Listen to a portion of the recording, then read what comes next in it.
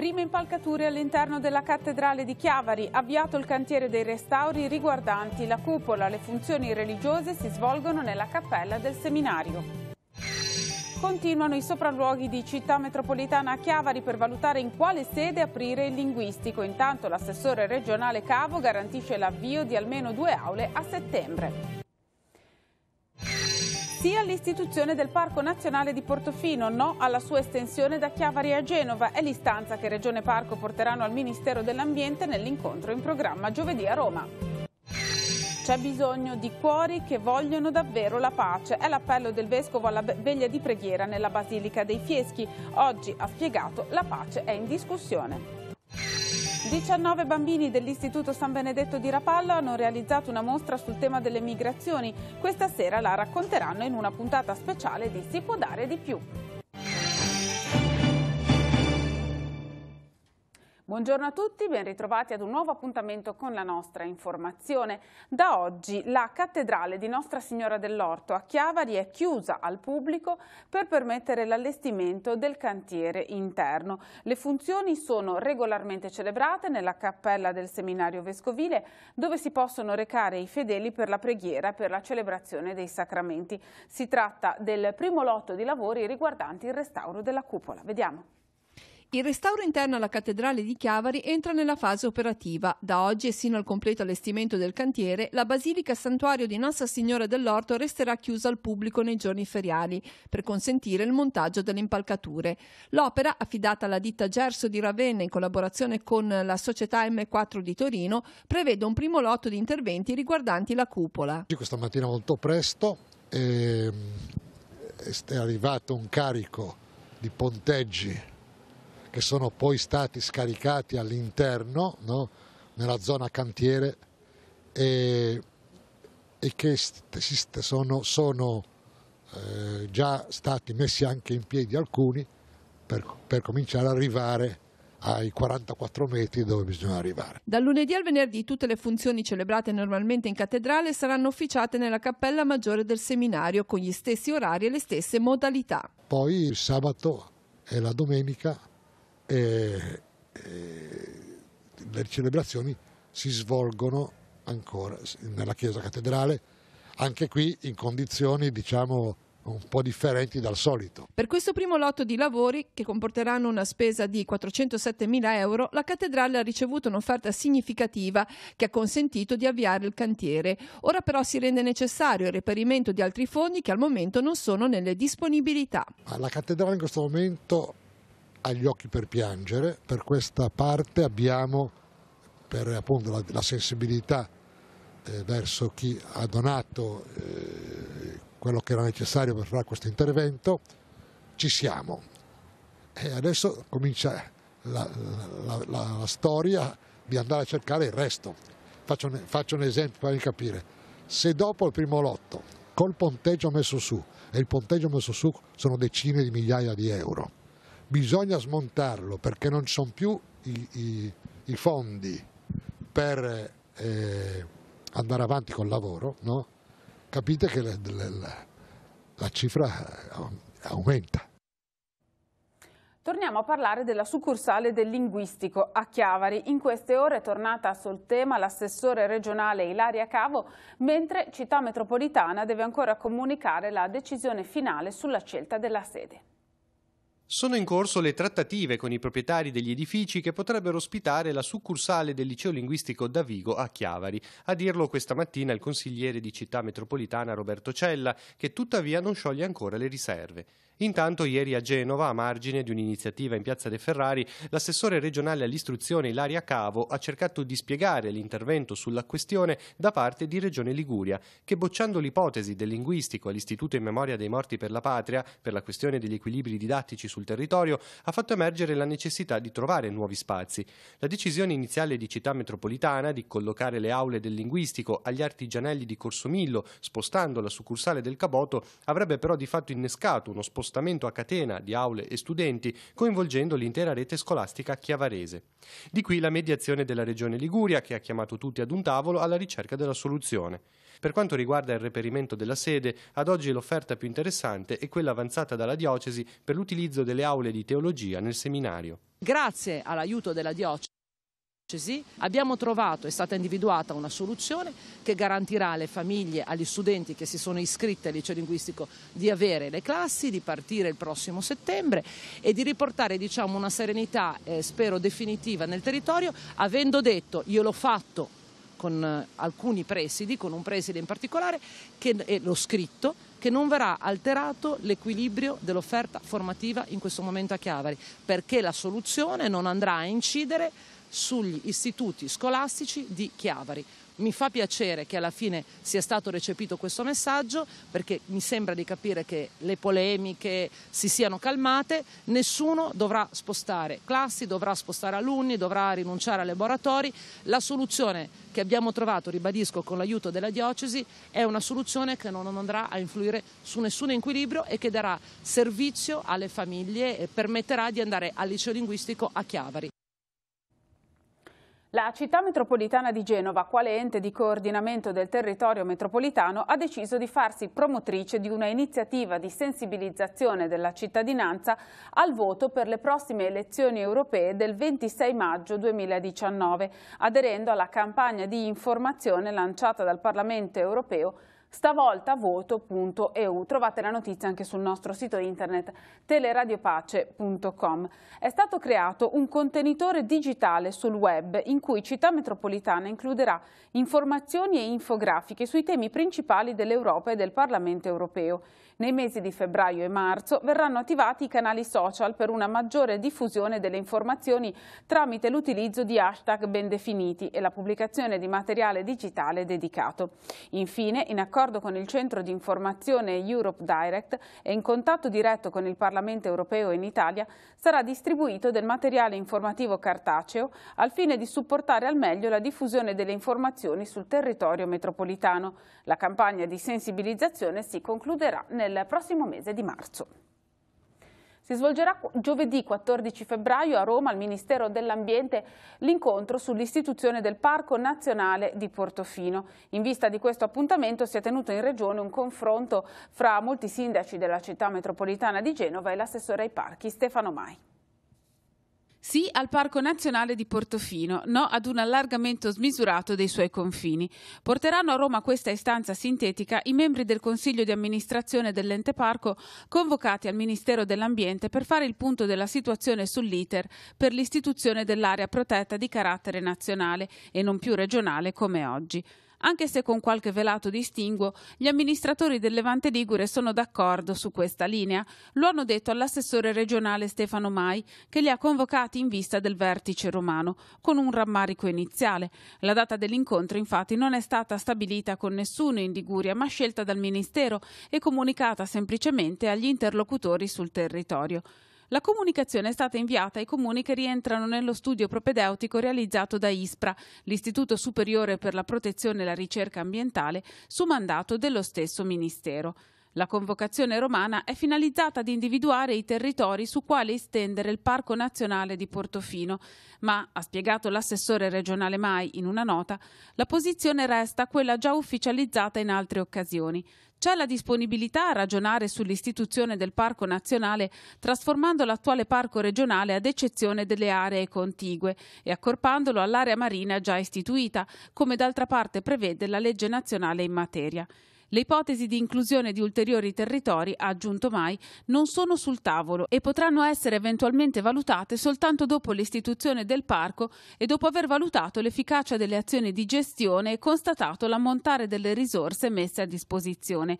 Perché, gli ha fatto eco questa mattina il presidente dell'ente parco Paolo Donadoni, non si può passare da un finanziamento di 600-800 mila euro ad un finanziamento di 1 milione di euro e poi estendere il territorio dai 3 comuni di Santa Margherita, Portofino e Camogli a tutto quello dell'area metropolitana di Genova, da Chiavari al capoluogo, senza contare, ha aggiunto, i vincoli che questo potrebbe far ricadere su un territorio come quello dell'entroterra, che ha problematiche del tutto diverse da quelle dei comuni costieri. Successo alla BIT, la Borsa Internazionale del Turismo di Milano, per l'Associazione Albergatori e Ristoratori di Lavagna e Cavi e per l'Accademia del Turismo, ospite dello stand della Regione Liguria con il consorzio Liguria Together. Al termine della conferenza stampa di presentazione della campagna di comunicazione turistica 2019, un menù con i prodotti dell'agroalimentare locale, preparato e servito dagli studenti dell'alberghiera, ha accolto oltre un centinaio di ospiti. A Milano era presente anche la Chiavari Scherma, che insieme al Comune di Chiavari ha partecipato al convegno Sport, Industri e Territori, opportunità di sviluppo in comune, organizzato dalla Federazione Italiana Scherma. Durante il convegno sono state affrontate le tematiche inerenti all'impatto sull'economia locale e sull'immagine della città ospitante, come un evento riferito alla Scherma anche in un periodo di bassa stagione. Nella Basilica di San Salvatore dei Fieschi si è svolta la veglia per la pace. Momenti di preghiera si sono alternati a spazi di silenzio e meditazione. Il Vescovo, citando Giovanni XXIII, ha spiegato che oggi è in atto come un disarmo integrale, un cambiamento dello spirito che porta al combattimento e ad agire contro gli altri con violenza. C'è bisogno di cuori, ha esortato, che vogliono davvero la pace. La sintesi nel servizio. La preghiera silenziosa davanti al Santissimo Sacramento, la lettura di alcuni salmi e di 2 poesie che raccontano il desiderio che tra le pieghe di un'umanità ferita fiorisca il dono della pace. La veglia di preghiera promossa dall'Azione Cattolica Diocesana è stata un momento molto semplice quanto intenso di intercessione per la pace nel mondo. Nella Basilica dei Fieschi di San Salvatore risuonano forti le parole di Papa Francesco: oggi più che mai le nostre società necessitano di artigiani della pace, che possano essere messaggeri e testimoni autentici di Dio Padre, che vuole il bene e la felicità della famiglia umana. E se è vero che la pace è una sfida che chiede di essere accolta giorno dopo giorno, il primo passaggio da vivere è la personale conversione del cuore. Nonostante tutte le tensioni, ho una convinzione comune che la pace non dovesse essere mai in discussione. Oggi invece è più facile sentire che la pace e la violenza debbono essere presenti e attive. Più che la convinzione ideologica c'è anche questa che risorge, c'è la convinzione del fatto. Tutte le violenze che vengono compiute, tutti i sensi di dominio che portano alla violenza, tutti i sensi di affermazione di sé che portano alla violenza. Tutto questo è di oggi, non di ieri. C'è bisogno di cuori che vogliono davvero la pace, che vogliono davvero la fraternità tra gli uomini. Questa sera la nostra trasmissione Si può dare di più propone uno speciale dedicato al lavoro realizzato dagli alunni della quinta elementare dell'Istituto San Benedetto di Rapallo, che hanno realizzato una mostra molto documentata sul tema delle migrazioni. La mostra è stata allestita a scuola per diversi giorni, è stata visitata da altri studenti e i protagonisti di tutto il lavoro sono stati proprio i bambini. Rapallo è per popolazione la sesta città della Liguria, ha un tasso di abitanti stranieri in media più alto rispetto alle altre località della Riviera Ligure di Levante. Non fa eccezione la scuola, e anche una scuola cattolica, l'Istituto San Benedetto, gestita dall'inizio del XIX secolo dalle suore benedettine della Provvidenza. Qui, in quinta elementare, c'è una classe di 19 alunni. Alcuni di loro sono stranieri, figli di immigrati, arrivati in Italia per cercare condizioni di vita migliori. Nasce dalla loro esperienza la mostra Cercando la felicità, ideata dalla maestra di questa classe, realizzata attraverso gite, ricerche e interviste dai bambini e presentata a genitori, nonni, studenti delle altre scuole cittadine e semplici curiosi per 10 giorni, a cavallo tra la fine del primo e l'inizio del secondo quadrimestre. La mostra è stata allestita su 3 piani e 6 aule, parte dalla definizione di termini come asilo, razza, etnia, dialogo e propone poi il racconto delle storie dei genitori dei bambini stranieri. Mi chiamo Sasha, sono nata in Italia ma ho origini russe. Mia mamma proviene dalla Russia, precisamente da Donbass, era stata la prima a partire alla volta dell'Italia. Mia mamma era molto determinata, lasciò con la nonna mia sorella. Era triste ma sapeva che le avrebbe regalato un futuro migliore. Mi chiamo Sika e questa sono io. Sono nata in Italia ma ho origini mediorientali, sia da parte di mamma che di papà. I primi a trasferirsi in Italia sono stati mio nonno paterno e mio papà. Arrivarono qui con l'aereo con l'intenzione di scappare dalla guerra. Furono accolti e col tempo anche la mia mamma riuscì a raggiungere l'Italia. Una volta riuniti decisero di rimanere qui, farmi nascere e vivere felice in questo paese. La mostra ha analizzato altri aspetti del fenomeno delle migrazioni. La storia degli italiani che ad inizio Novecento cercarono fortuna negli Stati Uniti, infatti ha colpito molto i bambini. Per raccontarla ai visitatori della mostra, i ragazzi si sono documentati al Museo delle Migrazioni del Galata a Genova. Le emozioni che ci hanno attraversato sono state tante. Paura, tristezza, solitudine, ma allo stesso tempo eravamo mossi dalla speranza. Abbiamo concluso questo viaggio sani e salvi. E speriamo che i flussi migratori non siano più così dolorosi per le persone. Non pensiamo al diverso, non pensiamo alle discriminazioni, non pensiamo al male. Cerchiamo semplicemente di formare dei ragazzi che siano positivi nella vita e che quindi costruiscano positività. Costruiamo qualcosa di bello. Ci sono ancora posti a disposizione per partecipare al pranzo insieme organizzato dal Comitato Festa in Piazza della parrocchia di San Giuseppe dei Piani di Ri per domenica prossima, 17 febbraio. Il ricavato dell'iniziativa verrà destinato all'associazione Noi Andiamo per l'allestimento di una imbarcazione adatta alle esigenze di chi vive una condizione di disabilità. Il menù prevede antipasti misti e polenta con stufato di manzo. A concludere il pranzo, che si svolgerà nei locali sotto la chiesa di Ribasso a partire dalle 12:30, le chiacchiere di Ri. Per prenotare si può contattare il 328 8457 844 oppure 329 4290 513.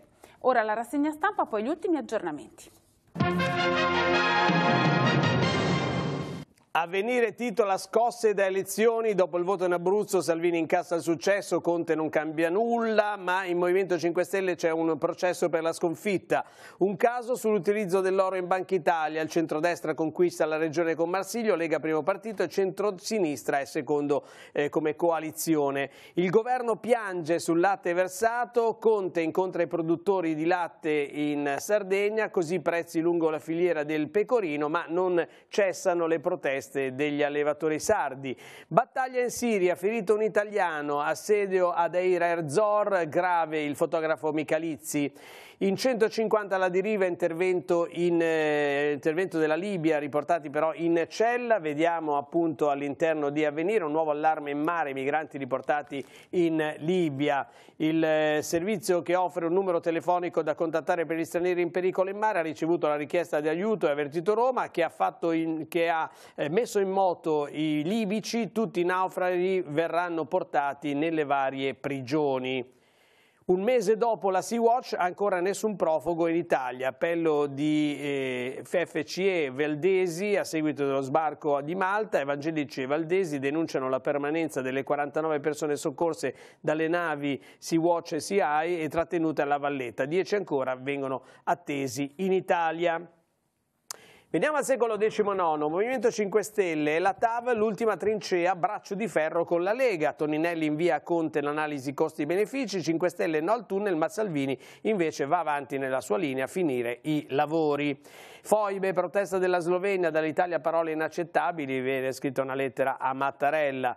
E poi ancora Sub Lavagnese disperso nella laguna a Santo Domingo, era insieme ad un altro ligure mai riemersi, si tratta di Carlo Basso, 43 anni, insieme al levantino Carlo Barbieri di 56, sono in una grotta a 700 metri sotto una laguna, un lago a El Dudu nella Repubblica Dominicana.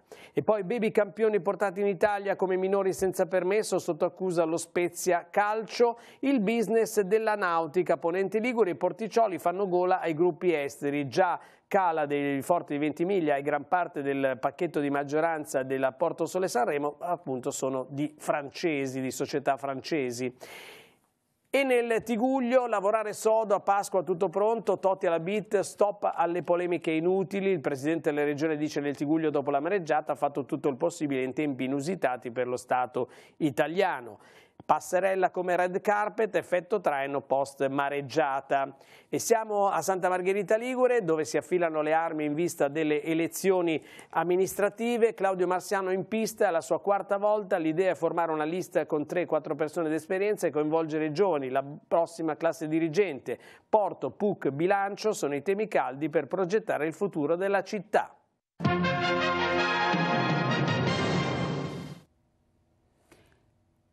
Andiamo sul sito di Radio Vaticana per aprire una finestra sull'informazione internazionale. Una delegazione venezuelana è stata ricevuta in Vaticano. Una delegazione venezuelana è stata ricevuta oggi in segreteria di Stato. Lo ha detto il direttore ad interim della sala stampa della Santa Sede, Alessandro Gisotti, rispondendo alle domande dei giornalisti. Nell'incontro è stata ribadita la vicinanza del Santo Padre e della Santa Sede al popolo venezuelano, principalmente a quelli che soffrono. Inoltre, ha affermato Gisotti, è stata sottolineata la profonda preoccupazione perché si trovi con urgenza una soluzione giusta e pacifica per poter superare la crisi nel rispetto dei diritti umani e cercando il bene di tutti gli abitanti del Paese, evitando uno spargimento di sangue. Ci torneremo nei prossimi giorni. Ora diamo la linea alla redazione per gli aggiornamenti, con noi Maurizio Garreffa. Grazie Emanuela, un saluto a tutti. Ricordiamo un appuntamento promosso dalla Diocesi per i prossimi giorni, in particolar modo per venerdì 15 febbraio, un appuntamento promosso dalla pastorale giovanile della Diocesi. I giovani sono chiamati, invitati ad interrogarsi, a dialogare sulla politica, partendo da un confronto con il mondo degli adulti. Significativo il titolo con la P maiuscola, per ricordare le parole di Papa Francesco quando invitava: mettetevi in politica, ma per favore nella grande politica, nella politica con la maiuscola. Allora a questo confronto sono chiamati il consigliere regionale Claudio Muzio, Luca Ciotoli, giovane consigliere comunale a Sestri Levante, l'avvocato Maria Grazia Gandolfo e l'assistente sociale Rosalba Locci. L'appuntamento, dicevamo, è ospitato nella parrocchia di Maria Madre della Chiesa a Lavagna a partire dalle 20:45 di venerdì 15 febbraio. È tutto per ora, ne parleremo nelle prossime edizioni dei telegiornali. A te Emanuela. Grazie, terminiamo così questa edizione di Tigullio Oggi, la prossima andrà in onda alle 19:15. Vi ricordo che trovate le notizie sempre aggiornate sul nostro sito teleradiopace.com e al canale 187 Telepace News. Grazie a tutti per averci seguito, buon proseguimento di giornata.